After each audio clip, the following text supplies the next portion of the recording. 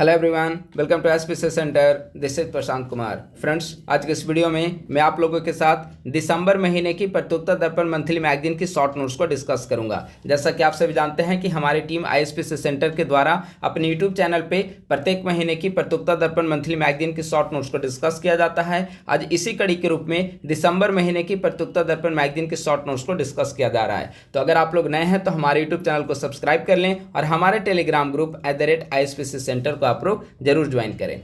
आइए अब हम लोग इसका डिस्कशन प्रारंभ करते हैं। पहला पॉइंट है वर्ल्ड यूनिवर्सिटी रैंकिंग 2026 किसके द्वारा जारी की गई है? तो उच्च शिक्षा से संबंधित ब्रिटिश पत्रिका Times Higher Education Times Higher Education के द्वारा प्रकाशित की गई है ranking world university ranking 2026। World university ranking 2026 के अंतर्गत 115 देशों के 2191 संस्थान शामिल हैं। इनमें सबसे ज़्यादा संस्थान हैं यूएसए के, दूसरे नंबर पे इंडिया और तीसरे नंबर पे जापान है। यूएसए के 171 संस्थान शामिल हैं, इंडिया के 128 संस्थान शामिल हैं और जापान के 115 संस्थान शामिल हैं। यानी कि इस रैंकिंग के अंतर्गत टोटल 2191 संस्थान शामिल हैं जो कि 115 देशों से संबंधित हैं, जिनमें सबसे ज़्यादा नंबर 1 पे यूएसए, दूसरे नंबर पे इंडिया और तीसरे नंबर पे जापान स्थित है।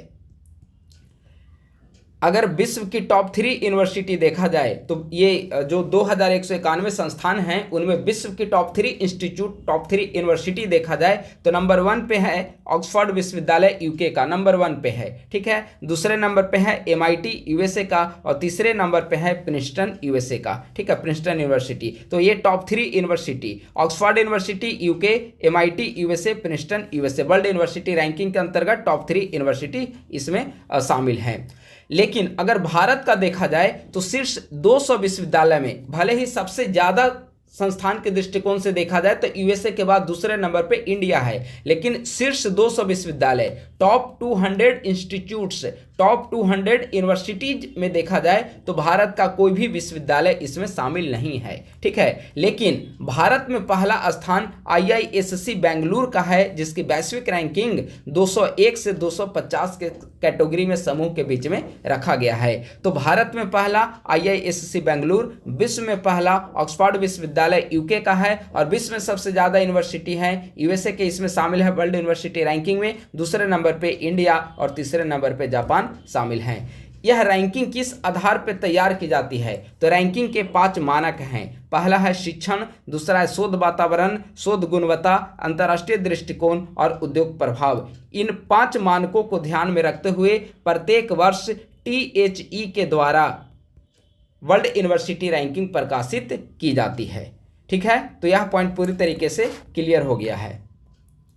अगला पॉइंट है भारतीय वायुसेना विश्व की तीसरी शक्तिशाली वायुसेना बनी, ठीक है।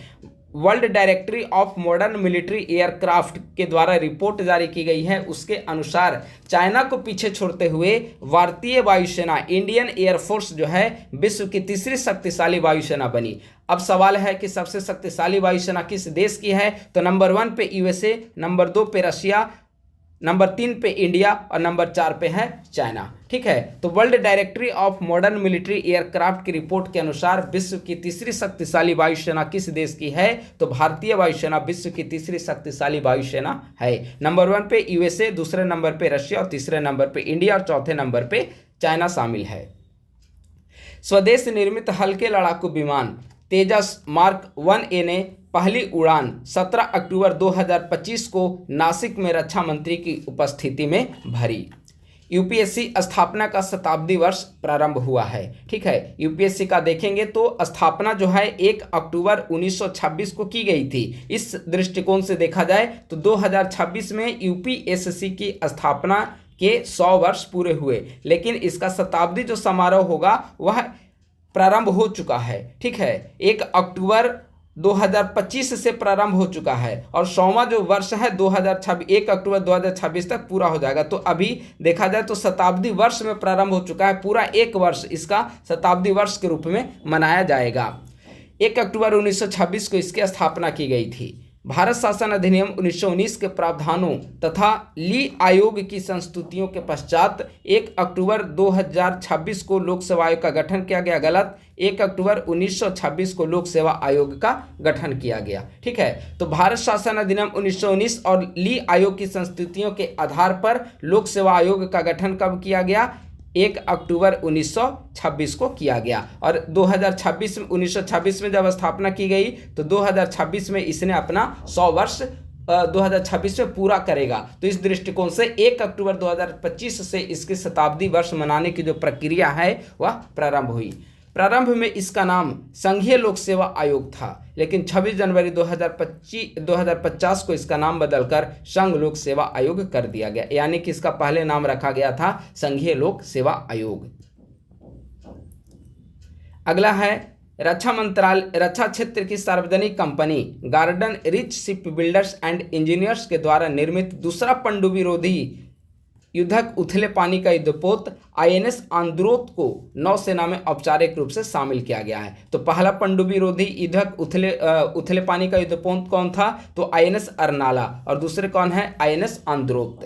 इस पोत का नामकरण यानी कि INS आंद्रोत का नामकरण लक्षद्वीप समूह के आंद्रोत द्वीप के नाम पर किया गया है। अगला है बिहार विधानसभा चुनाव 2025। ठीक है, 18वीं बिहार विधानसभा चुनाव घोषणा 7 अक्टूबर 2025 ईस्वी को इसकी घोषणा की गई। 2 चरण में इसके मतदान की प्रक्रिया निर्धारित की गई थी।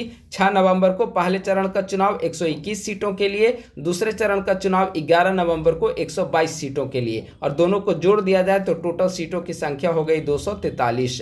14 नवंबर को कल यानी कि रिजल्ट प्रकाशित की गई 14 नवंबर को। ठीक है, और मतगणना 14 नवंबर। कुल मतदान केंद्र 90,712 कुल मतदान केंद्र थे इस दौरान, और एक मतदान केंद्र पे औसतन 818 मतदाता शामिल हुए। रिजल्ट के दृष्टिकोण से अगर देखा जाए तो 14 नवंबर को इसका रिजल्ट जो है इसकी काउंटिंग हुई, रिजल्ट प्रकाशित हुई, और एनडीए की सरकार बनी 202 सीटों के साथ। एनडीए की सरकार बनी। सिंगल लार्जेस्ट पार्टी अगर देखा जाए तो बीजेपी 89 सीटों के साथ सिंगल लार्जेस्ट पार्टी। दूसरे नंबर की जो पार्टी है वह है जनता दल यूनाइटेड 85 सीटों के साथ, और तीसरे नंबर पे है राष्ट्रीय जनता दल 25 सीटों के साथ। ठीक है, और इस बार 18वीं बिहार विधानसभा चुनाव में 28 महिला विधायक चुनकर सदन में आई हैं, तो काफ़ी महत्वपूर्ण है। तो यह हो गया बिहार विधानसभा चुनाव 2025।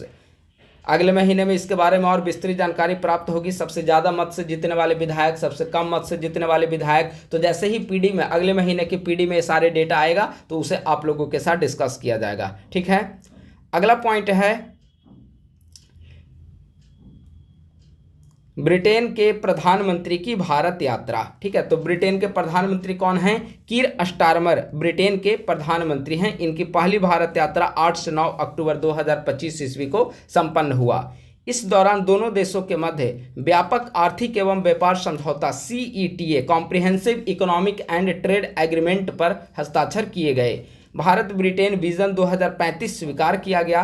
दोनों देशों के बीच द्विपक्षीय व्यापार $56 अरब का है, जिसे 2030 ईस्वी तक दोगुना करने का लक्ष्य रखा गया। तो ब्रिटेन के प्रधानमंत्री बनने के बाद कीर स्टारमर की पहली भारत यात्रा संपन्न हुई 8 से 9 अक्टूबर 2025 ईस्वी को। सबसे महत्वपूर्ण यह है कि दोनों देशों के बीच CETA comprehensive economic and trade agreement व्यापक आर्थिक एवं व्यापार समझौते पर हस्ताक्षर संपन्न हुए।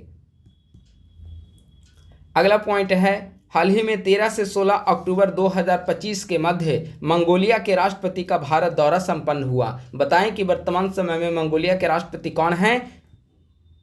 खुरेलसुख उखना। ठीक है, मंगोलिया के राष्ट्रपति हैं खुरेलसुख उखना। भारत 7वीं बार UNHRC का सदस्य निर्वाचित हुआ है। UNHRC भारत जो है 7वीं बार बना मानवाधिकार आयोग। ठीक है, इसमें कुल सदस्यों की संख्या देखा जाए तो 47 सदस्य हैं UNHRC में, United nation human right commission. ठीक है, इसका नया कार्यकाल जो होगा 1 जनवरी 2026 ईस्वी से लेकर 31 अक्टूबर 2028, यानी कि भारत जो है 2 वर्ष के लिए 7वीं बार UNHRC के सदस्य पद पर निर्वाचित हुआ है, जिसमें टोटल सदस्यों की संख्या कितनी है? 47। अगला है गाजा शांति शिखर सम्मेलन। देखिए यह जो पीडीएफ यहाँ पे डिस्कस किया जा रहा है यूट्यूब चैनल पे प्रतियोगिता दर्पण का, तो अगर इसका पीडीएफ आप लोग प्राप्त करना चाहते हैं तो 8375934036 या 9870564701 दो में से किसी भी नंबर पे कॉल करके प्रतियोगिता दर्पण का पीडीएफ कैसे आपको प्राप्त होगा इसके बारे में आप लोग डिटेल जानकारी प्राप्त कर सकते हैं। फ़ोन या मैसेज जो भी आपको सुविधा हो कॉल कर सकते हैं या मैसेज की, दोनों में से किसी भी नंबर पे, ठीक है। अब आइए हम लोग कंटिन्यू करते हैं। गाजा शांति शिखर सम्मेलन काफ़ी महत्वपूर्ण है, गाजा शांति शिखर सम्मेलन, क्योंकि आप देखेंगे कि लंबे समय से 7 अक्टूबर 2023 को इजराइल और फिलिस्तीन दोनों के बीच में युद्ध जो है प्रारंभ हुआ था। गाजा पट्टी हमास कहिए, इजराइल और हमास के बीच 7 अक्टूबर 2023 को युद्ध प्रारंभ हुआ था और लगभग 2 साल बीत जाने के पश्चात वहां पर एक शांति शिखर सम्मेलन किया गया। तो वैश्विक स्तर पर देखा जाए तो शांति स्थापित करने की दिशा में एक काफ़ी महत्वपूर्ण कदम था गाजा शांति शिखर सम्मेलन। डोनाल्ड ट्रंप के आह्वान पर मिस्र के शर्म अल शेख में 13 अक्टूबर को संपन्न हुआ। काफ़ी महत्वपूर्ण है, पूछा जा सकता है कि गाजा शांति शिखर सम्मेलन कहां पर आयोजित किया गया, किसकी मध्यस्थता से आयोजित किया गया, तो मिस्र के शर्म अल शेख शहर में इसका आयोजन किया गया 13 अक्टूबर को। अध्यक्षता किसके द्वारा की गई है, यूएसए के द्वारा इसकी अध्यक्षता की गई। सह अध्यक्षता किसके द्वारा की गई है, तो मिस्र के द्वारा सह अध्यक्षता इसकी की गई है। शिखर सम्मेलन में टोटल 30 देश उपस्थित हुए, जिसमें भारत का प्रतिनिधित्व भारतीय विदेश मंत्री एस जयशंकर के द्वारा किया गया। समझौते के अनुसार गाजा की प्रशासनिक जिम्मेदारी फलस्तीनी तकनीकी विशेषज्ञों की अंतरिम समिति करेगी और बाद में गाजा की जिम्मेवारी अगर देखा जाए प्रशासन चलाने की जिम्मेदारी तो फलस्तीनी अथॉरिटी को सौंपा जाएगा। और एक और बात ध्यान रखेंगे, हमास को इसमें शासन प्रदान करने में कहीं भी हमास को स्थान नहीं दिया गया है, यानी कि हमास को बाहर रखा गया है। गाजा के आर्थिक पुनर्निर्माण के लिए ट्रंप के नेतृत्व में एक अंतर्राष्ट्रीय बोर्ड का गठन किया जाएगा। अगर स्टेटमेंट टाइप का सवाल पूछे जाते हैं, हो सकता है एडीओ एग्जामिनेशन में स्टेटमेंट टाइप के सवाल पूछे जाएं, तो ये सभी जानकारी आपको दिमाग में जेहन में रखना पड़ेगा, तभी जाकर आप सारे स्टेटमेंट पे आप पकड़ बना पाएंगे। इस अवसर पर अमेरिकी राष्ट्रपति को मिस्र के सर्वोच्च नागरिक सम्मान ऑर्डर ऑफ नील से सम्मानित किया गया है और भारतीय प्रधानमंत्री को भी पूर्व में ऑर्डर ऑफ नील से सम्मानित किया जा चुका है। ठीक है, तो गाजा शांति शिखर सम्मेलन कब संपन्न हुआ, 13 अक्टूबर को। कहां पर संपन्न हुआ, मिस्र के शर्म अल शेख शहर में संपन्न हुआ। किसकी अध्यक्षता में संपन्न हुआ, तो यूएसए की अध्यक्षता में संपन्न हुआ। शांति के लिए किस प्रकार के समझौते किए गए, तो यहां पे 2 पॉइंट के जरिए समझिए कि गाजा की प्रशासनिक जिम्मेदारी जो है वह प्रारंभिक रूप से फलस्तीनी तकनीकी विशेषज्ञों की कमेटी के द्वारा की जाएगी और अंतरिम जिम्मेदारी फलस्तीनी प्राधिकरण को सौंपा जाएगा। वहीं गाजा के आर्थिक पुनर्निर्माण की अगर चर्चा की जाए तो ट्रंप के नेतृत्व में अंतर्राष्ट्रीय बोर्ड का गठन किया जाएगा। ठीक है, चलिए अगला पॉइंट।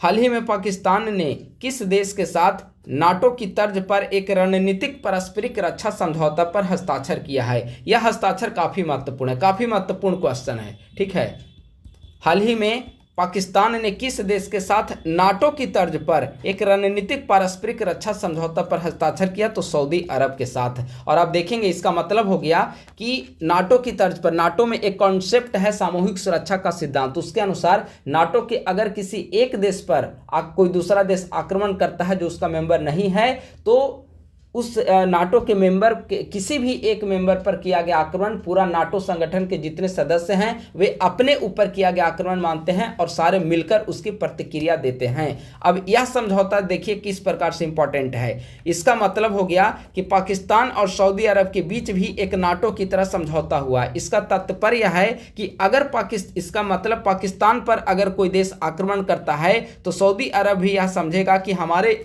ऊपर आक्रमण किया गया, हमारी संप्रभुता का उल्लंघन करते हुए हमला किया गया है और वह अपने ऊपर हमला करेगा और प्रतिक्रिया में सऊदी अरब पाकिस्तान का साथ देगा। ठीक है, उस संदर्भ में तो यह भारत के लिए काफ़ी महत्वपूर्ण हो जाता है। क्यों? चूंकि अभी देखेंगे ऑपरेशन सिंदूर और पाकिस्तान के साथ हमेशा इस तरह की घटनाएं जो है घटती रहती है। ऑपरेशन सिंदूर में भी भारत ने पाकिस्तान पर काफ़ी कार्रवाई की थी, काफ़ी अग्रेसिव कार्रवाई किया था। तो ऐसे अगर सिचुएशन उभरते हैं तो, और भारत का सऊदी अरब के साथ भी बेहतर संबंध है, तो ऐसे सिचुएशन अगर उभरते हैं तो भारतीय विदेश नीति के समझ काफ़ी महत्वपूर्ण चुनौती उत्पन्न करेगा। लेकिन यह सवाल काफ़ी महत्वपूर्ण है कि हाल ही में पाकिस्तान ने किस देश के साथ नाटो की तर्ज पर एक रणनीतिक पारस्परिक रक्षा समझौता किया है? तो सऊदी अरब के साथ। हाल ही में साने ताकाइची किस देश की पहली महिला प्रधानमंत्री बनी? साने ताकाइची किस देश की पहली महिला प्रधानमंत्री बनी? तो जापान की। अगला पॉइंट भी महत्वपूर्ण है, 47वां आसियान शिखर सम्मेलन। ठीक है, 47वां आसियान समिट। हमने एक लॉन्ग प्रश्न मॉडल आंसर इस पर डिस्कस कर दिया है 71वीं बीपीएससी मुख्य परीक्षा के लिए आसियान समिट से संबंधित, लेकिन प्रीलिम्स से संबंधित कई फैक्ट्स है, काफी महत्वपूर्ण है। 47वां आसियान सम्मेलन कब संपन्न हुआ? 26 से 28 अक्टूबर 2025 के बीच में संपन्न हुआ, मलेशिया कुआलालंपुर में संपन्न हुआ। इस सम्मेलन के दौरान तिमोर लेस्ते 11वें सदस्य के रूप में तिमोर लेस्ते को शामिल किया गया, काफी महत्वपूर्ण है। यानी कि आसियान में 10 मेंबर पहले से थे और तिमोर लेस्ते एक नए मेंबर के रूप में शामिल हुआ। तो आसियान में वर्तमान समय में सदस्यों की संख्या कितनी है? 11। इसकी अध्यक्षता किसके द्वारा की गई? जब मलेशिया में यह सम्मेलन संपन्न हुआ तो इसकी अध्यक्षता किसके द्वारा की जाएगी? तो वहां के प्रधानमंत्री के द्वारा की जाएगी। तो इसकी अध्यक्षता अनवर इब्राहिम के द्वारा किया गया, जो कि मलेशिया के प्रधानमंत्री हैं। इसका थीम क्या था? तो समावेशिता और स्थिरता। 47वां आसियान सम्मेलन का थीम था समावेशिता और स्थिरता। वर्ष 2026 में सम्मेलन का आयोजन फिलीपींस के पसाय सिटी शहर में किया जाएगा। इसका थीम होगा अगले वर्ष का नेविगेटिंग आवर फ्यूचर। ठीक है, ध्यान देंगे 2025 में इस सम्मेलन का आयोजन कहां पे किया गया? मलेशिया में। 47वां आसियान सम्मेलन 2025 कहां पर? मलेशिया में। और अगले साल का सम्मेलन जो है 2026 में फिलीपींस के पसाई सिटी शहर में किया जाएगा। समावेशिता और स्थिरता 2025 के सम्मेलन की थीम थी, लेकिन अगले साल 2026 में जो आसियान सम्मेलन होगा उसकी थीम होगी नेविगेटिंग आवर फ्यूचर। ठीक है, अब आइए आसियान के बारे में थोड़ी जानकारी प्राप्त कर लेते हैं, क्योंकि जब आप सम्मेलन के बारे में पढ़ रहे हैं तो आसियान संगठन के बारे में आपको जानकारी होनी चाहिए। आसियान की स्थापना 8 अगस्त 1967 ईस्वी को 8 अगस्त 1967 को आसियान की स्थापना जो है बैंकॉक घोषणा पत्र के तहत की गई थी। स्थापना के समय 5 देश इसके सदस्य थे, इंडोनेशिया, मलेशिया, फिलीपींस, सिंगापुर और थाईलैंड। यानी कि स्थापना के समय यही 5 देश इसके आसियान के मेंबर थे। कब इसकी स्थापना की गई थी? 8 अगस्त 1967 ईस्वी को आसियान की स्थापना की गई थी। बैंकॉक घोषणा पत्र के तहत प्रारंभिक सदस्य के रूप में 5 देश शामिल थे, इंडोनेशिया, मलेशिया, फिलीपींस, सिंगापुर और थाईलैंड। लेकिन धीरे धीरे सदस्यों की संख्या में वृद्धि होती चली गई और वर्तमान समय में सदस्यों की संख्या हो गई है 11। 1984 ईस्वी में इसमें संगठन में ब्रुनेई 6ठे सदस्य के रूप में शामिल हुआ। 1995 में वियतनाम शामिल हुआ। 1997 में लाओस और म्यांमार शामिल हुआ। 1999 में कंबोडिया शामिल हुआ और अभी हाल ही में 2025 ईस्वी में तिमोर लेस्ते 11वें सदस्य के रूप में शामिल किया गया। तो आसियान में वर्तमान समय में सदस्यों की संख्या कितनी है? 11। नोट, 47वें शिखर सम्मेलन के दौरान कंबोडियाई युवा संगठन को आसियान पुरस्कार 2025 प्रदान किया गया है। अगला है आसियान भारत 22वां शिखर सम्मेलन। ठीक है, आसियान भारत 22वां शिखर सम्मेलन कब संपन्न हुआ? क्योंकि देखिए आसियान में भारत मेंबर है नहीं। जब भारत मेंबर नहीं है तो भारत हर एक प्रत्येक संगठन के साथ अपना अलग सबमिट करता है जिसका मेंबर नहीं होता है। तो इसी संदर्भ में भारत का आसियान के साथ 22वां शिखर सम्मेलन उसी दौरान संपन्न हुआ जिस दौरान आसियान का सम्मेलन चल रहा था। तो आसियान भारत 22वां शिखर सम्मेलन 26 अक्टूबर 2025 को कहां पर? मलेशिया कुआलालंपुर में। और 47वां आसियान सम्मेलन भी कहां पर आयोजित किया गया? मलेशिया में। ठीक है, तो आसियान भारत शिखर सम्मेलन आसियान भारत 22वां शिखर सम्मेलन 26 अक्टूबर 2025 को कुआलालंपुर मलेशिया में संपन्न हुआ। इस सम्मेलन को संबोधित करते हुए वर्ष 2026 को आसियान भारत समुद्री सहयोग का वर्ष घोषित किया। भारतीय प्रधानमंत्री के द्वारा 2026 को आसियान भारत समुद्री सहयोग का वर्ष घोषित किया गया। इस सम्मेलन के अगले दिन अर्थात 27 अक्टूबर को 20वां पूर्वी एशिया शिखर सम्मेलन कुआलालंपुर में ही संपन्न हुआ। इस सम्मेलन में भारत का प्रतिनिधित्व विदेश मंत्री एस जयशंकर के द्वारा किया गया। ठीक है, तो 20वां पूर्वी एशिया शिखर सम्मेलन भी आप लोग ध्यान रखेंगे। राष्ट्रीय और अंतर्राष्ट्रीय खत्म हुआ और अगला इकोनॉमी शुरू होता है। लेकिन आगे जब हम लोग प्रारंभ करें उससे पहले एक महत्वपूर्ण सूचना आप सभी के लिए है। टीम ISPC सेंटर के द्वारा करेंट अफेयर प्रोग्राम लॉन्च किया गया है जिसे तेजस 2.0 बैच का नाम दिया गया है। ठीक है, बैच का नाम है तेजस 2.0। इसके अंतर्गत प्रत्येक महीने की प्रतियोगिता दर्पण मंथली मैगजीन का शॉर्ट नोट्स प्रोवाइड किया जाता है इस पेड बैच के अंतर्गत। और यह जो शॉर्ट नोट्स है जनवरी 2025 ईस्वी से लेकर अगले वर्ष 72वीं बीपीएससी प्रीलिम्स एग्जामिनेशन संपन्न होने तक आपको प्रदान की जाएगी। यानी कि जो पेड ग्रुप जिसमें आपको ऐड किया जाएगा पेमेंट करने के पश्चात, तो जिस पेड ग्रुप में ऐड किया जाएगा उस पेड ग्रुप में जनवरी 2025 से, चूंकि एईडीओ वगैरह का एग्जाम आप देंगे जो कि जनवरी 2026 में होगी, तो प्रीवियस एक साल का आपको मिनिमम एक साल का करंट कवर करना पड़ेगा। तो इसीलिए जनवरी 2025 ईस्वी से लेकर अगले वर्ष 72वीं बीपीएससी प्रीलिम्स होने तक, जो कि अक्टूबर नवंबर में 2026 में संभावित है, क्योंकि हर साल पीटी एग्जामिनेशन इसी महीने में होती है। तो जनवरी 2025 से अगले साल तक अक्टूबर नवंबर 2026 तक का पूरा प्रतियोगिता दर्पण मंथली मैगजीन का शॉर्ट नोट्स हैंड रिटन जो यूट्यूब पे डिस्कस किया जा रहा है उसे प्रोवाइड किया जाएगा। परीक्षा मंथन मैगजीन का शॉर्ट नोट्स प्रोवाइड किया जाएगा। प्रत्येक महीने का बिहार करंट अफेयर प्रोवाइड किया जाता है, सेम जनवरी 2025 ईस्वी से लेकर आपको मिलेंगे अगले साल तक का। ठीक है, साप्ताहिक स्तर पे देखा जाए तो पीआईबी का नोट्स दिया जाएगा। और एग्जामिनेशन से पहले, जैसे एईडीओ की एग्जामिनेशन होगी जनवरी में, तो उसके एग्जामिनेशन से पहले पूरे 2025 का न्यूज़पेपर का जो नोट्स बना हुआ होगा, डेली करंट अफेयर के आधार पर न्यूज़पेपर का नोट्स होगा, उसका कंपाइलेशन प्रोवाइड किया जाएगा। और 72वीं बीपीएससी प्रीलिम्स से पहले, जब 72वीं बीपीएससी प्रीलिम्स होगी, तो पूरे उसके एक साल पहले तक का पूरे न्यूज़पेपर का नोट्स प्रोवाइड किया जाएगा। यानी कि प्रतियोगिता दर्पण मंथली मैगजीन का पीडी का नोट्स, न्यूज़पेपर का नोट्स, परीक्षा मंथन मैगजीन का नोट्स, बिहार करंट अफेयर और पीआईबी साप्ताहिक स्तर पे, यानी कि करंट अफेयर का फुल आपको नोट्स जो है इस पेड बैच में अवेलेबल कराया जाएगा। इसका चार्ज है 399 का आप पेमेंट करेंगे। यहाँ पेमेंट के लिए 2 नंबर दिया गया है, 9870564701 प्रणय कुमार और 8375934036 ये प्रशांत कुमार, ये 2 नंबर आपको पेमेंट का नंबर दिया गया है। ठीक है,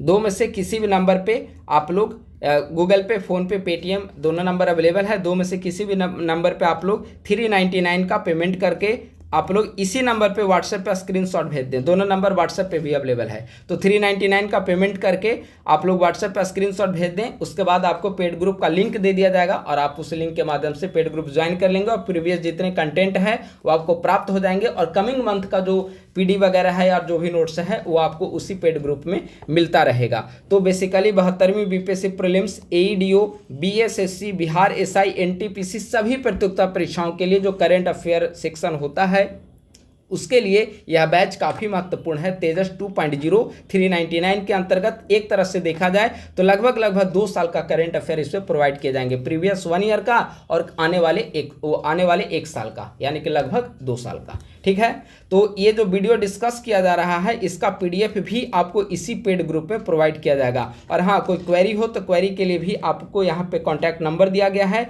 जो अभी दोनों नंबर बताया। क्वेरी के लिए फ़ोन या मैसेज करके आप लोग कोई भी क्वेरी पूछ सकते हैं।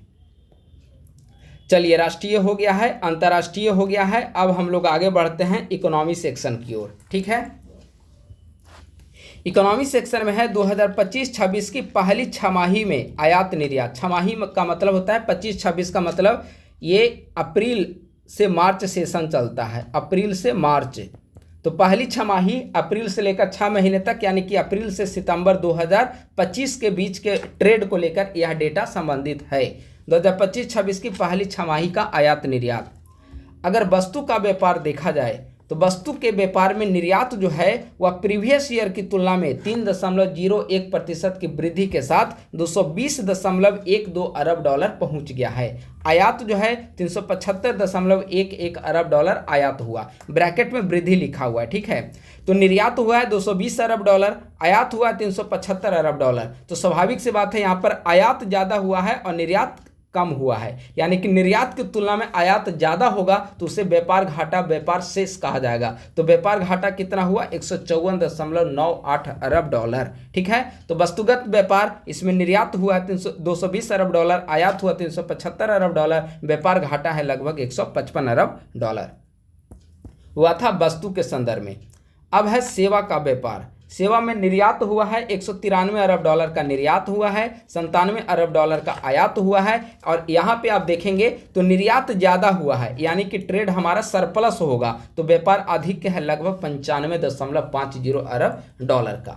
वस्तु प्लस सेवा दोनों का ट्रेड अगर मिला दिया जाए तो दोनों को मिलाकर निर्यात हुआ है 413 अरब डॉलर, प्रीवियस की तुलना में लगभग 4.5% अधिक है। और आयात हुआ 472 अरब डॉलर, प्रीवियस की तुलना में लगभग 3.5% अधिक है। यहाँ भी आप देखेंगे निर्यात की तुलना में आयात अधिक है, तो स्वाभाविक सी बात है व्यापार शेष या व्यापार घाटा होगा। 59.48 अरब डॉलर का व्यापार घाटा हुआ है। तो वस्तु का व्यापार, सेवा का व्यापार तथा वस्तु एवं सेवा का व्यापार पूरे प्रीवियस एक छमाही देखा जाए अप्रैल 2025 से सितंबर 2025 तक का, तो यह डेटा काफी महत्वपूर्ण है।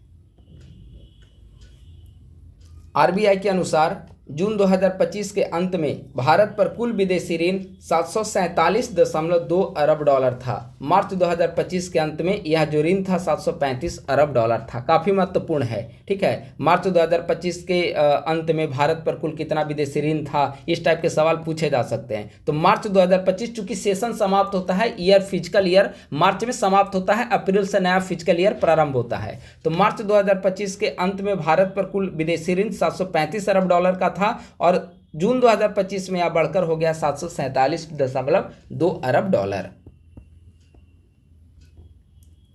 देखिए यह काफी महत्वपूर्ण है, दलहन आत्मनिर्भरता अभियान, ठीक है। आपको लग रहा होगा दलहन आत्मनिर्भरता, यानी कि दलहन के क्षेत्र में आत्मनिर्भरता करने के लिए सरकार के द्वारा अभियान प्रारंभ की गई है। 2025-26 से 30-31 तक की अवधि के लिए दलहन आत्मनिर्भरता मिशन की शुरुआत की गई है। इसका उद्देश्य क्या है? दालों के आयात पर निर्भरता को कम करना, घरेलू जरूरतों को पूरा करने के लिए उत्पादन में वृद्धि करना, यह महत्वपूर्ण उद्देश्य है दलहन आत्मनिर्भरता मिशन का 2025-26 से 2030-31 तक की अवधि के लिए। 1 अक्टूबर 2025 को कैबिनेट की मंजूरी प्रदान की गई तथा 11 अक्टूबर 2025 को पीएम के द्वारा प्रधानमंत्री के द्वारा मिशन का शुभारंभ किया गया है, ठीक है। 1 अक्टूबर 2025 को कैबिनेट की मंजूरी मिली, केंद्रीय कैबिनेट के द्वारा 1 अक्टूबर 2025 को मंजूरी दी गई और 11 अक्टूबर 2025 को प्रधानमंत्री के द्वारा मिशन का शुभारंभ किया गया। अवधि 2025-26 से लेकर 30-31 तक की इसकी अवधि है और इसके उद्देश्य हमने बता दिया। वित्तीय आवंटन, दलहन आत्मनिर्भरता मिशन के तहत 11,440 करोड़ रुपए का वित्तीय आवंटन किया गया है। इसके तहत दलहन खेती के क्षेत्र को 310 लाख हेक्टेयर तक विस्तृत करना, दलहन उत्पादन को 350 लाख टन तक बढ़ाना तथा उत्पादकता को 1130 केजी प्रति हेक्टेयर तक बढ़ाना शामिल है। नोट, भारत विश्व में दालों का सबसे बड़ा उत्पादक व उपभोक्ता राष्ट्र है। वर्ष 2026-27 के लिए रबी फसलों के एमएसपी की घोषणा, ठीक है। इसे आप लोग याद रखेंगे, स्वामीनाथन समिति, स्वामीनाथन आयोग किससे संबंधित है? तो एमएसपी से संबंधित है स्वामीनाथन आयोग। हाल ही में रबी फसल के लिए 2026-27 जो वित्त वर्ष है उसमें रबी फसल के लिए सरकार के द्वारा, केंद्र सरकार के द्वारा एमएसपी की घोषणा की गई है, ठीक है। तो एमएसपी की घोषणा गेहूं में कितनी एमएसपी कर दी गई? तो प्रीवियस की तुलना में 160 रुपये बढ़ा दिया गया है और 2585 रुपये कर दिया गया है इसका एमएसपी। चना देखा जाए तो चना का एमएसपी बढ़ाकर कर दिया गया है 5,875 प्रति क्विंटल और जौ का एमएसपी बढ़ाकर कर दिया गया है 2150 रुपये प्रति क्विंटल, ठीक है। तो 2026-27 के रबी फसल के लिए एमएसपी की घोषणा केंद्र सरकार के द्वारा की गई है।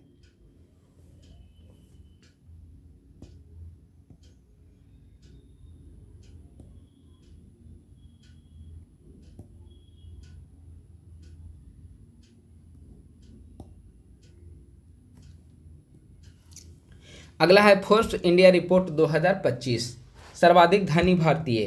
फोर्ब्स इंडिया 2025 इसकी रिपोर्ट के अनुसार सबसे ज़्यादा धनी भारतीय कौन है? तो पहले नंबर पे है मुकेश अंबानी, दूसरे नंबर पे है गौतम अडानी और तीसरे नंबर पे है सावित्री जिंदल, ठीक है। टॉप 3 धनी व्यक्ति भारत के। भारत और भूटान के बीच 2 नए रेलवे रूट के लिए समझौता हुआ है। पहला समत्से शहर जो कि भूटान का है, समत्से शहर को बंगाल के बानरहाट से जोड़ा जाएगा, 20 किलोमीटर की डिस्टेंस है, ठीक है। और दूसरा जो है गेलिफू जो कि भूटान में स्थित है, गेलिफू को कोकराझार असम से जोड़ा जाएगा जो कि 69 किलोमीटर का डिस्टेंस है। तो इस तरह से भारत और भूटान के बीच में 2 नए रेलवे रूट के लिए समझौता किया गया है। पहला समझौता भूटान के समत्से शहर से बंगाल बानरहाट और दूसरा भूटान के गेलेफू शहर से असम का कोकराझार। अगला है यूएनटीसीसी, काफ़ी चर्चा में रहा है यूएनटीसीसी। क्यों? तो यूएनटीसीसी का आगे पूरा नाम देखिए, यूएन यानी कि United Nation troop contributing countries. यह यूएन के शांति अभियानों में सैन्य योगदान करने वाले देशों का एक समूह है और इनमें सबसे बड़ा योगदानकर्ता देश अगर कोई है तो वह भारत है। इन सभी देशों के वरिष्ठ सैन्य अधिकारियों का एक सम्मेलन 14 से 16 अक्टूबर 2025 को नई दिल्ली में संपन्न हुआ। आपसे पूछा जा सकता है कि हाल ही में संयुक्त राष्ट्र शांति अभियानों में सैन्य योगदान करने वाले देशों का सम्मेलन हाल ही में कहाँ पर संपन्न हुआ? तो अब क्या बताएंगे, नई दिल्ली में संपन्न हुआ है। अगला पॉइंट जो काफ़ी अब नियुक्तियां हम लोग देख लेते हैं। विभिन्न नियुक्तियां जो इस महीने के अंतर्गत की गई है। एनसीसी के नए महानिदेशक वीरेंद्र वत्स को बनाया गया है। एनसीसी के नए महानिदेशक कौन बने? वीरेंद्र वत्स। सीआईएसएफ के नए महानिदेशक कौन बने? प्रवीर रंजन। आरबीआई के नए deputy governor Shirish Chandra Murmu RBI के नए डिप्टी गवर्नर बने। यूनियन बैंक ऑफ इंडिया के नए एमडी एवं CEO, Union Bank of India नए एमडी एवं CEO Ashish Pandey. Central Bank of India के नए एमडी एवं CEO Kalyan Kumar. R Venkataramani attorney general पद पर पुनर्नियुक्त हुए। पहले से ये पद पर काबिज थे और फिर इनको पुनर्नियुक्ति इनकी की गई है। R Venkataramani attorney general. America के डॉन कार्ड्ज आईएमएफ के प्रथम डिप्टी प्रबंध निदेशक बने। काफ़ी महत्वपूर्ण है, आईएमएफ के प्रथम डिप्टी प्रबंध निदेशक किसे बनाया गया है? अमेरिका के डॉन कार्ड्ज को। सर्जिया गोर, आप काफ़ी अगर न्यूज़पेपर पढ़ते होंगे तो काफ़ी इनका नाम आपने सुना होगा। भारत में अमेरिका के नए राजदूत नियुक्त किए गए हैं सर्जिया गोर। अब आइए 70वां फिल्म फेयर पुरस्कार, इसका वितरण कहाँ पे किया गया है? अहमदाबाद में। 70वां फिल्म फेयर पुरस्कार सर्वश्रेष्ठ फिल्म का अवार्ड दिया गया है लापता लेडीज को। लापता लेडीज के डायरेक्टर कौन है? किरण राव। सर्वश्रेष्ठ डायरेक्टर का अवार्ड दिया गया है किरण राव को। सर्वश्रेष्ठ अभिनेता अभिषेक बच्चन एवं कार्तिक आर्यन को और सर्वश्रेष्ठ अभिनेत्री का अवार्ड दिया गया है आलिया भट्ट को। 70वां फिल्म फेयर पुरस्कार जो कि अहमदाबाद में संपन्न हुआ, इसमें सर्वश्रेष्ठ फिल्म लापता लेडीज, डायरेक्टर किरण राव, अभिनेता अभिषेक बच्चन व कार्तिक आर्यन तथा सर्वश्रेष्ठ अभिनेत्री का अवार्ड आलिया भट्ट को प्रदान किया गया।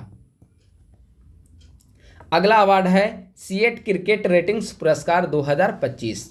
सर्वश्रेष्ठ पुरुष अंतर्राष्ट्रीय क्रिकेटर जो रूट ब्रिटेन। सर्वश्रेष्ठ पुरुष एक दिवसीय बल्लेबाज केन विलियमसन। सर्वश्रेष्ठ पुरुष एक दिवसीय गेंदबाज मैट हेनरी। पुरुष टी20 बल्लेबाज of the year Sanju Samson. सर्वश्रेष्ठ अंतर्राष्ट्रीय महिला बल्लेबाज स्मृति मंधाना। सर्वश्रेष्ठ अंतर्राष्ट्रीय महिला गेंदबाज दीप्ति शर्मा। ठीक है, तो यह अवार्ड है। अमेरिकी वित्तीय पत्रिका ग्लोबल फाइनेंस ने एसबीआई को विश्व के सर्वश्रेष्ठ उपभोक्ता बैंक का पुरस्कार प्रदान किया है। भारतीय मूल के इतिहासकार सुनील अमृत को, याद रखेंगे सुनील अमृत, भारतीय मूल के इतिहासकार सुनील अमृत को उनकी पुस्तक the burning earth and environmental history of the last 500 years के लिए इस वर्ष का ब्रिटिश अकादमी बुक प्राइज प्रदान किया गया है। ठीक है, तो वर्ष 2025 का ब्रिटिश अकादमी बुक प्राइज किससे प्रदान किया गया? सुनील अमृत को। किस पुस्तक के लिए? The burning earth and environmental history of the last 500 years. राष्ट्रीय विज्ञान पुरस्कार 2025। राष्ट्रीय विज्ञान पुरस्कार 2025 के तहत तीन पुरस्कार की घोषणा की गई। विज्ञान रत्न पुरस्कार, विज्ञान श्री पुरस्कार और विज्ञान युवा शांति स्वरूप भटनागर पुरस्कार। विज्ञान रत्न पुरस्कार दिया गया है जयंत विष्णु नार्लिकर को। विज्ञान श्री का पुरस्कार 9 वैज्ञानिकों को दिया गया और शांति स्वरूप भटनागर पुरस्कार 14 वैज्ञानिकों को दिया गया है। अगला है निधन। राइला ओडिंगा कीनिया के पूर्व प्रधानमंत्री हैं, इनका हाल ही में निधन हो गया। ठीक है, कीनिया के पूर्व प्रधानमंत्री राइला ओडिंगा का हाल ही में निधन हो गया। एकनाथ बसंत चिटनिस, इनका भी हाल ही में निधन हो गया। ये इसरो के वैज्ञानिक रहे हैं। राजमाता सिरिकित थाईलैंड की पूर्व महारानी रही है, राजमाता के नाम से चर्चित हैं सिरिकित, इनका भी हाल ही में निधन हो गया है। अब है प्रमुख दिवस। प्रमुख दिवस में पहला है अंतर्राष्ट्रीय वृद्धजन दिवस। कब? 1 अक्टूबर को अंतर्राष्ट्रीय वृद्धजन दिवस 1 अक्टूबर। वन्य प्राणी सप्ताह 2 से 8 अक्टूबर। विश्व पशु दिवस 4 अक्टूबर, विश्व डाक दिवस 9 अक्टूबर, विश्व खाद्य दिवस 16 अक्टूबर, विश्व सांख्यिकी दिवस 20 अक्टूबर और राष्ट्रीय एकता दिवस 31 अक्टूबर। ठीक है, प्रमुख दिवस में अंतर्राष्ट्रीय वृद्धजन दिवस 1 अक्टूबर, वन्य प्राणी सप्ताह है ये, ठीक है, वन्य प्राणी सप्ताह 2 से 8 अक्टूबर, विश्व पशु दिवस 4 अक्टूबर, डाक दिवस 9 अक्टूबर, खाद्य दिवस 16 अक्टूबर, सांख्यिकी दिवस 20 अक्टूबर, राष्ट्रीय एकता दिवस 31 अक्टूबर। अगला है पुस्तकें, कुछ महत्वपूर्ण बुक्स हम लोग देख लेते हैं। ठीक है, democracy's heartland inside the battle for power in South Asia किसके द्वारा लिखी गई है? एस.वाई. कुरैशी के द्वारा। Democracy's heartland inside the battle for power in South Asia, S Y. Quraishi. Finding my way, Malala Yousafzai, काफ़ी महत्वपूर्ण बुक है Malala Yousafzai, finding my way. I am Giorgia, my roots my principle, Giorgia Meloni की कृति है, मेरे ख्याल से ये इनकी आत्मकथा है। I am Giorgia, my roots my principle, Giorgia Meloni. Why the constitution matters, justice D Y. Chandrachud. How to be happy with who you are, Sudha Murty की कृति है। ठीक है, how to be happy with who you are, Sudha Murty की कृति है। महाराष्ट्र के Aurangabad railway station का नाम बदलकर छत्रपति संभाजीनगर रेलवे स्टेशन कर दिया गया है। ठीक है, महाराष्ट्र के औरंगाबाद रेलवे स्टेशन का नाम बदलकर छत्रपति संभाजीनगर रेलवे स्टेशन कर दिया गया है। अगला है युद्धाभ्यास। 2 महत्वपूर्ण युद्धाभ्यास इस महीने में संपन्न हुए, समुद्र शक्ति और जैमेक्स। समुद्र शक्ति भारत और इंडोनेशिया के बीच में कहाँ पर संपन्न हुआ? आंध्र प्रदेश विशाखापत्तनम। और जैमेक्स भारत व जापान के बीच में जापान के योकोसुको बंदरगाह में संपन्न हुआ। ठीक है, तो युद्धाभ्यास में देखा जाए समुद्र शक्ति भारत व इंडोनेशिया, जैमेक्स भारत व जापान। भारत की मेजबानी में गुवाहाटी में संपन्न विश्व जूनियर बैडमिंटन चैंपियनशिप में भारत की तन्वी शर्मा ने रजत पदक जीता। 17 वर्ष के पश्चात किसी भारतीय बालिका को यह पदक मिला है, काफ़ी महत्वपूर्ण हो जाता है। ठीक है, गुवाहाटी में संपन्न हुआ है विश्व जूनियर बैडमिंटन चैंपियनशिप, इसमें भारत की तन्वी शर्मा ने रजत पदक जीता है और 17 वर्ष के बाद किसी भारतीय बालिका को यह पदक मिला है। ईरानी कप, ईरानी कप का आयोजन कहाँ पे हुआ है? नागपुर में। ईरानी कप नागपुर। विजेता कौन? विदर्भ की टीम इस विजेता घोषित हुई। भारतीय क्रिकेट कंट्रोल बोर्ड बीसीसीआई के नए अध्यक्ष कौन बने? बीसीसीआई इसके नए अध्यक्ष कौन बने हैं? मिथुन मिन्हास बीसीसीआई के नए अध्यक्ष बने। महिला टीम की चयन समिति के नई प्रमुख कौन बने? महिला टीम की चयन समिति के प्रमुख अमित शर्मा। हाल ही में आयोजित विश्व भारोत्तोलन चैंपियनशिप में भारत के लिए एकमात्र पदक किसने जीता? यह भी काफ़ी महत्वपूर्ण है। हाल ही में संपन्न विश्व भारोत्तोलन चैंपियनशिप में भारत के लिए एकमात्र पदक किसने जीता? मीराबाई चानू, और यह पदक रजत पदक था। विश्व चैंपियनशिप में मीराबाई का यह तीसरा पदक है। अब आइए विश्व पैरा एथलेटिक्स चैंपियनशिप 2025। विश्व पैरा एथलेटिक्स चैंपियनशिप 2025 27 सितंबर से 5 अक्टूबर के बीच में नई दिल्ली में संपन्न हुआ। इसका शुभंकर क्या था? विराज इसका शुभंकर था। पदक तालिका अगर देखा जाए तो विश्व पैरा एथलेटिक्स चैंपियनशिप में पहले नंबर पर है ब्राजील 44 पदक के साथ है। इसका पदक है 15 स्वर्ण पदक, 12 रजत पदक और 19 कांस्य पदक। ठीक है, ब्राजील 44 पदक के साथ पहले नंबर पे ब्राजील और दूसरे नंबर पे है चाइना 52 पदक के साथ। लेकिन आपके मन में सवाल आ रहा होगा कि अरे चाइना का पदक ज़्यादा है तो फिर दूसरे नंबर पे कैसे है? तो दूसरे नंबर पे इसीलिए है क्योंकि इसका जो स्वर्ण पदक है वह कम है और स्वर्ण जो है इसकी तुलना में ब्राज़ील का ज़्यादा है, इसीलिए पहले नंबर पर ब्राज़ील को रखा गया है। ठीक है, तो पदक तालिका में विश्व पैरा एथलेटिक्स चैंपियनशिप पहले नंबर पर है ब्राज़ील 44 पदक के साथ, लेकिन इसने 15 स्वर्ण पदक जीते। दूसरे नंबर पर चाइना 52 पदक के साथ, लेकिन इसने ब्राजील की तुलना में कम स्वर्ण पदक 13 जीते हैं, इसीलिए यह दूसरे नंबर पे है। ठीक है, और 10वें नंबर पे भारत आता है 22 पदक के साथ, 6 स्वर्ण 9 रजत और 7 कांस्य पदक। तो विश्व पैरा एथलेटिक्स चैंपियनशिप टॉप 2 अगर देखा जाए तो ब्राजील और चाइना, और भारत का स्थान है 10वां। WHO ने मालदीव को विश्व का पहला देश घोषित किया जिसने HIV, सिफिलिस और हेपेटाइटिस बी के मातृ से शिशु संचरण का त्रि-उन्मूलन लक्ष्य हासिल किया है। ठीक है, तो विश्व का ऐसा पहला देश कौन बना? मालदीव। आरबीआई के अनुसार प्रति व्यक्ति यूपीआई लेन देन तीव्रता के मामले में तेलंगाना भारत में सबसे आगे है। सहकारिता मंत्री अमित शाह ने महाराष्ट्र के अहिल्यानगर जिले के कोपर गांव में देश के पहले सहकारी मल्टीफीड कॉम्प्रेस्ड बायोगैस सीबीजी प्लांट का उद्घाटन किया। कहां पर किया गया? महाराष्ट्र के अहिल्याबाई जिले के कोपर गांव में, ठीक है। देश के पहले सहकारी मल्टीफीड सीबीजी प्लांट का उद्घाटन किया गया।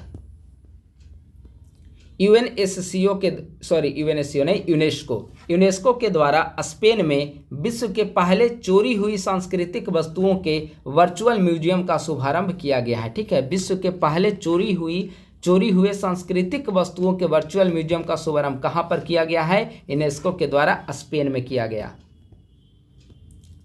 भारत का पहला सेमीकंडक्टर इनोवेशन म्यूजियम कहां पर खोला गया? हैदराबाद में। काफी महत्वपूर्ण है। भारत का पहला सेमीकंडक्टर इनोवेशन म्यूजियम कहां पर? हैदराबाद में। भारत सरकार ने अंटार्कटिका में नया अनुसंधान केंद्र मैत्री 2 को जनवरी 2029 तक संचालन लाने की योजना बनाई है। मैत्री 2 भारत का अंटार्कटिका में नया अनुसंधान केंद्र है, ठीक है। इससे पूर्व 3 अनुसंधान केंद्र भारत के द्वारा अंटार्कटिका में प्रारंभ किया जा चुका है, ठीक है। सबसे पहले दक्षिण गंगोत्री को प्रारंभ किया गया 1983 ईस्वी में, दूसरे नंबर पे मैत्री को 1988 ईस्वी में, और तीसरे नंबर पे भारती को प्रारंभ किया 2012 ईस्वी में, ठीक है। और अब मैत्री 2 को प्रारंभ करने जा रहा है जनवरी 2029 से। भारत में हाथियों की स्थिति रिपोर्ट, ठीक है। भारत में हाथियों की स्थिति से संबंधित रिपोर्ट भारतीय वन्यजीव संस्थान के द्वारा जारी किया गया और इसमें हाथियों की अनुमानित संख्या 22,446 बताई गई है। सर्वाधिक हाथियों की संख्या पश्चिमी घाट में 11,934 और दूसरे नंबर पे उत्तर पूर्वी पहाड़ी 6,559 हाथी। प्रोजेक्ट एलिफेंट लॉन्च किया गया था 1992 ईस्वी में। नवीकरणीय ऊर्जा रिपोर्ट 2025, नवीकरणीय ऊर्जा से संबंधित रिपोर्ट IAEA के द्वारा यह रिपोर्ट जारी की गई है और इसके अनुसार भारत 2030 तक दुनिया का दूसरा सबसे बड़ा नवीकरणीय ऊर्जा बाजार बन जाएगा, ठीक है। 2030 ईस्वी तक दुनिया का दूसरा सबसे बड़ा नवीकरणीय ऊर्जा बाजार कौन बनेगा? भारत। भारत की नवीकरणीय ऊर्जा क्षमता 2030 ईस्वी तक 2.5 गुना बढ़ने का अनुमान है। अगला है IUCN विश्व संरक्षण कांग्रेस 2025। IUCN विश्व संरक्षण कांग्रेस 2025 इसका आयोजन कहाँ पे किया गया? तो अबू धाबी UAE में इसका आयोजन किया गया है। 9 से 15 अक्टूबर के बीच में IUCN विश्व संरक्षण कांग्रेस 2025 का आयोजन किया गया। इसका थीम क्या था? परिवर्तनकारी संरक्षण को सशक्त बनाना। IUCN विश्व संरक्षण कांग्रेस 2025 का थीम था परिवर्तनकारी संरक्षण को सशक्त बनाना। IUCN विश्व संरक्षण कांग्रेस 2025 का आयोजन कहाँ पे किया गया? अबू धाबी UAE में। हाल ही में IUCN का नया नवीनतम सदस्य कौन बना? तो हाल ही में IUCN का 9वां सदस्य 19th सदस्य जो है वह तुवालू बना है। पर्यावरण मंत्रालय के द्वारा हाल ही में जारी किया गया H23/4/23 पहल क्या है? यह भी काफ़ी महत्वपूर्ण है। आपसे डायरेक्ट यह पहल का नाम देकर पूछ लेगा यह पहल किस मंत्रालय से संबंधित है? तो पर्यावरण मंत्रालय। किससे संबंधित है? स्नो लेपर्ड को लेकर प्रारंभ की गई जागरूकता पहल से संबंधित है। शोधकर्ताओं ने केरल के एराम्बिकुलम नेशनल पार्क में गाजर परिवार का नया पौधा टेट्राटेनियम मैनिलियानम की खोज की है, ठीक है। केरल के एराविकुलम नेशनल पार्क में गाजर परिवार का नया पौधा टेट्राटेनियम मैनिलियानम की खोज की है शोधकर्ताओं के द्वारा। महाराष्ट्र के 5 समुद्री तटों को अंतर्राष्ट्रीय ब्लू फ्लैग का दर्जा प्रदान किया गया है, ठीक है। 5 समुद्री तटों को, कौन कौन 5 समुद्री तट हैं? पहला है रायगढ़ जिले का श्रीवर्धन और दूसरा है रायगढ़ जिले का नागांव, तीसरा है पालघर जिले का परनाका, चौथा है रत्नागिरी जिले के गुहागर और 5वां है रत्नागिरी जिले का लाटघर। तो ये 5 समुद्री तट हैं जिससे अंतर्राष्ट्रीय ब्लू फ्लैग का प्रमाणन प्रदान किया गया है और ये पांचों जो है कहाँ पर स्थित है? महाराष्ट्र में। भारत में 2 नए रामसर स्थल की घोषणा की गई। पहला है गोकुल जलाशय, दूसरा है उदयपुर झील। गोकुल जलाशय कहाँ पर स्थित है? बक्सर में। उदयपुर झील कहाँ पर स्थित है? पश्चिम चंपारण में। यानी कि जो भारत के 2 नए रामसर स्थल घोषित किए गए दोनों कहाँ से संबंधित हैं? बिहार से। गोकुल जलाशय का क्षेत्रफल 448, उदयपुर झील का जो क्षेत्रफल है 319 हेक्टेयर में है, ठीक है। 448 हेक्टेयर और 319 हेक्टेयर। और इसी के साथ आप देखेंगे तो इसी घोषणा के साथ बिहार में अब टोटल 5 रामसर साइट हो चुके हैं। 5 रामसर साइट में पहला रामसर साइट है कांवर झील, दूसरा है नागी, तीसरा है नकटी, चौथा है गोकुल और पांचवा है उदयपुर। ठीक है, तो ये बिहार में टोटल 5 और पूरे भारत में 93 रामसर स्थल, बिहार में 5 और पूरे भारत में 93 रामसर स्थल हो गए हैं। ठीक है, और 93 टोटल हो गए हैं। अगला सवाल है WHO ने हाल ही में किस देश को मलेरिया मुक्त घोषित किया है? तो हाल ही में WHO के द्वारा जॉर्जिया को मलेरिया मुक्त घोषित किया गया है। अब आइए नोबेल पुरस्कार से संबंधित। पहला है चिकित्सा के क्षेत्र में मैरी ई ब्रूको, फ्रेड रामस्टेल और रिमोन साकागुची को दिया गया है चिकित्सा के क्षेत्र में नोबेल पुरस्कार पेरिफेरल इम्यून टॉलरेंस से जुड़ी खोज के लिए। नोबेल पुरस्कार 2025 का है। ठीक है, हाल ही में घोषणा की गई है। दूसरा फिजिक्स यानी कि भौतिकी, John Clarke, Michel H Devoret, John M Martinis. ये किसके लिए दिया गया भौतिकी का? तो डिजिटल तकनीक को आगे बढ़ाने वाली क्वांटम टनलिंग पर शोध के लिए। रसायन विज्ञान भी 3 वैज्ञानिकों को रसायन विज्ञान में प्रदान किया गया। पहला रिचर्ड रॉबसन, दूसरा एस कितागावा और तीसरा ओमर एम यागी, धातु कार्बनिक ढांचे के विकास के लिए। साहित्य का नोबेल पुरस्कार हंगरी के उपन्यासकार लासजलो क्रासजनाहोरकाई को दिया गया है। ठीक है, हंगरी के उपन्यासकार हैं लासजलो क्रासजनाहोरकाई को। ये हंगरी के दूसरे उपन्यासकार हैं जिन्हें साहित्य का नोबेल पुरस्कार प्रदान किया गया। अगला है शांति का पुरस्कार वेनेजुएला के विपक्ष की नेता मारिया कोरिना मचाडो को प्रदान किया गया है। और अर्थशास्त्र का जोएल मोकीर, फिलिप अध्ययन और पीटर होबिट, इन्हें अर्थशास्त्र का नोबेल पुरस्कार दिया गया है नवाचार आधारित आर्थिक विकास के लिए। ठीक है, तो पीडी का जो शॉर्ट नोट्स है यहाँ पे डिस्कशन समाप्त होता है। अब अस्मरणीय तथ्य एक बार देख लीजिए। जो पीडी का नोट्स पेड ग्रुप पे भेजा जाएगा तो अस्मरणीय तथ्य के साथ साथ सार संग्रह का भी पेज जो है उसमें ऐड रहेगा, और अगर ऐड नहीं रहा तो अलग से स्कैन करके सार संग्रह और जो इसका पीडी का जो सवाल दिया हुआ रहता है तो पीडी का समसामयिकी प्रश्न प्लस सार संग्रह अलग से पीडीएफ बनाकर ग्रुप में भेज दिया जाएगा पेड ग्रुप में। अभी हमने ऊपर बता दिया गया है कि करेंट अफेयर पेड ग्रुप अगर आप ज्वाइन करना चाहते हैं जहां पर प्रतियोगिता दर्पण का नोट्स आपको मिलेगा तो उस पेड ग्रुप ज्वाइन करने का चार्ज है 399। इसके अंतर्गत 2 साल का करेंट अफेयर प्रोवाइड किया जा रहा है। प्रीवियस 1 ईयर जनवरी 2025 से लेकर नेक्स्ट ईयर तक का आपको करेंट अफेयर नोट्स इसके अंतर्गत प्रोवाइड किए जाएंगे। और इसकी जानकारी के लिए 8375934036 या 9870564701 दो में से किसी भी नंबर पे कॉल या मैसेज करके इसके बारे में डिटेल जानकारी आप लोग प्राप्त कर सकते हैं। आइए अब हम लोग संक्षिप्त में अस्मरणीय तथ्य देख लेते हैं। केंद्र सरकार के द्वारा किन उद्योगों के लिए पहली बार कानूनी रूप से बाध्यकारी ग्रीन हाउस गैस उत्सर्जन तीव्रता लक्ष्य नियम 2025 अधिसूचित किए गए? एल्यूमिनियम, सीमेंट, क्लोरक्षार और लुगदी तथा कागज के लिए। राष्ट्रीय अपराध रिकॉर्ड ब्यूरो के द्वारा जारी आंकड़ों के अनुसार भारत का सबसे सुरक्षित शहर कौन है? तो भारत का सबसे सुरक्षित शहर है दिल्ली। देश में भुगतान प्रणालियों के कामकाज की देखरेख के लिए गठित भुगतान नियामक बोर्ड का अध्यक्ष किसे बनाया गया है? आरबीआई के गवर्नर हैं संजय मल्होत्रा को बनाया गया है।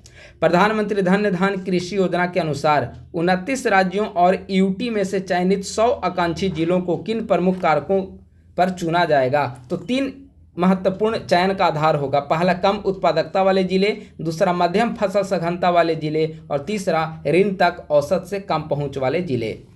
हिमाचल प्रदेश में शीत मरुस्थल जैव मंडल रिजर्व को यूनेस्को के द्वारा विश्व जैव मंडल रिजर्व नेटवर्क में शामिल करने के बाद भारत में अब ऐसे सूचीबद्ध बायोस्फीयर रिजर्व की संख्या कितनी हो गई है? 13। यानी कि एक बात ध्यान रखेंगे कि हाल ही में यूनेस्को के द्वारा हिमाचल प्रदेश में स्थित शीत मरुस्थल जैवमंडल रिजर्व को विश्व जैवमंडल रिजर्व नेटवर्क में शामिल करने का फैसला लिया है। और इसके बाद भारत में ऐसे टोटल 13 बायोस्फीयर रिजर्व हैं जिन्हें विश्व जैवमंडल रिजर्व नेटवर्क में शामिल किया जा चुका है।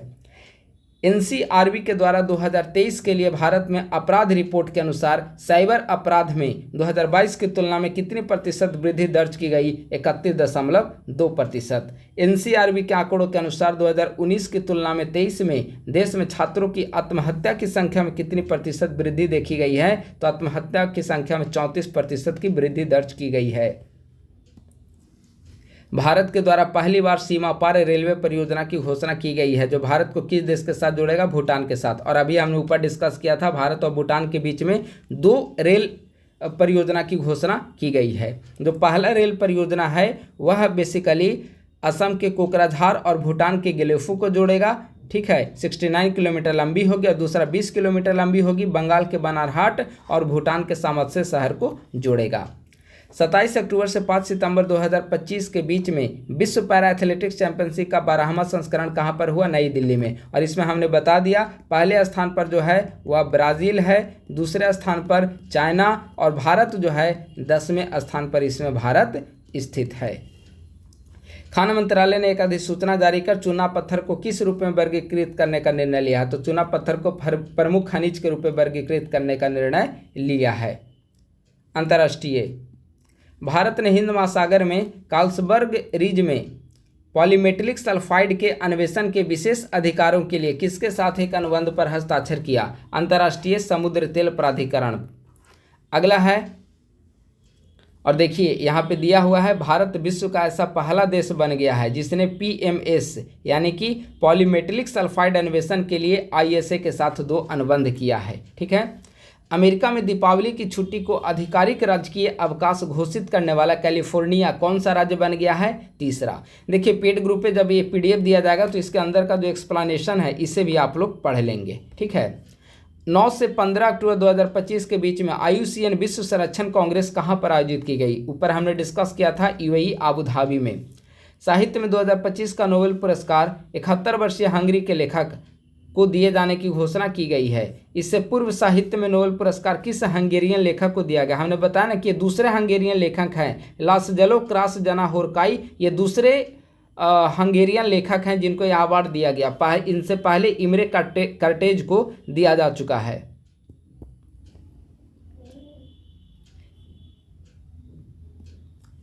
चार अक्टूबर 2025 को किसे जापान की सत्तारूढ़ लिबरल डेमोक्रेटिक पार्टी ने अपना नेता चुना? साने ताकाइची, और यही जापान की पहली महिला प्रधानमंत्री बनी। हुआजियांग ग्रांड कैनियन ब्रिज जो विश्व का सबसे ऊंचा पुल है, किस देश के द्वारा उद्घाटन इसका किया गया? चाइना के द्वारा।